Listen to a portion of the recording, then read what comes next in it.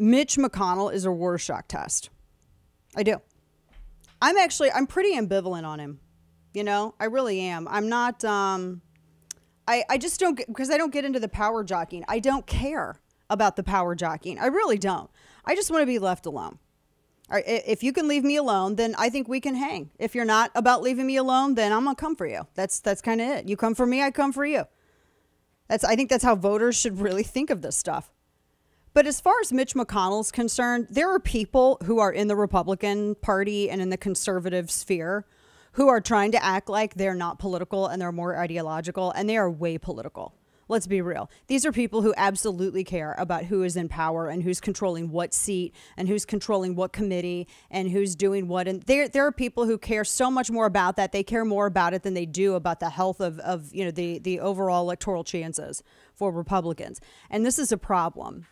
I think a lot of people are, and I've seen this a lot. I see a lot of people talking about and criticizing Mitch McConnell. And there's things to criticize Mitch McConnell for. There's things to criticize everybody for. But I still maintain that some of the stuff that people love best about Trump happened because Mitch McConnell enacted it. Whether it's the second half of Trump's term where he had all these judges come through, whatever it is, Mitch McConnell helped make it happen, helped make SCOTUS happen. He shepherded those candidates through. He helped protect Brett Kavanaugh. And so I don't think you can discount that in the overall Mitch McConnell thing. I know Steve Bannon, who I've known for longer than anyone in the media talking about him. No one in the media knows him like I do. Nobody. I've known him for over a decade. I know that's his big fetish to, go off on Mitch McConnell and pretend that he can call people and make things happen. That's been his whole career, and it's nothing. No, it's a joke, but that's his talking point because he wants to put people in. He needs people to be in power so he can have access to that power. That's what that's all about.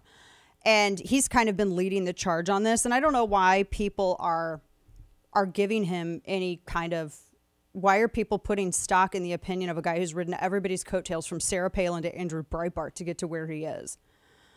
It doesn't make any sense. He's led the charge on this. Now, I'm not holding my ambivalent position because of my personal loathing for a guy that I've known longer than anyone who's talking about him and have worked with. Personally, no. But I'm kind of looking at the board here. There's nobody in the Senate that could take his spot. And there's nobody who knows the parliamentary procedure and has that knowledge required in order to make things happen in the Senate. There's nobody that could step up and do his job. I mean, nobody. Not Mike Lee. Mike Lee couldn't do it. I love Mike Lee. Mike Lee's as a politician, he's, I'm pleased with some of the stuff he's done. Mike Lee couldn't do this. It's a whole different bag. Mitch McConnell is a really good poker player. And that's good and bad, right? But he'll go to war with the cards you give him. Now, the reason I'm bringing all of this up is because there's a lot of, after we talked about this yesterday, there's a lot of back and forth about the Senate in Pennsylvania. This is such a hot mess of a race. And a lot of people are mad about the spending on media buys, and they're blaming NRSC, which is run by Rick Scott, by the way.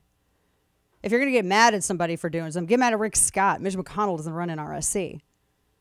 And I think that there's some conflation here. Oh, I'm all about tarring and feathering people when they mess up. But you just need to tar and feather the right people.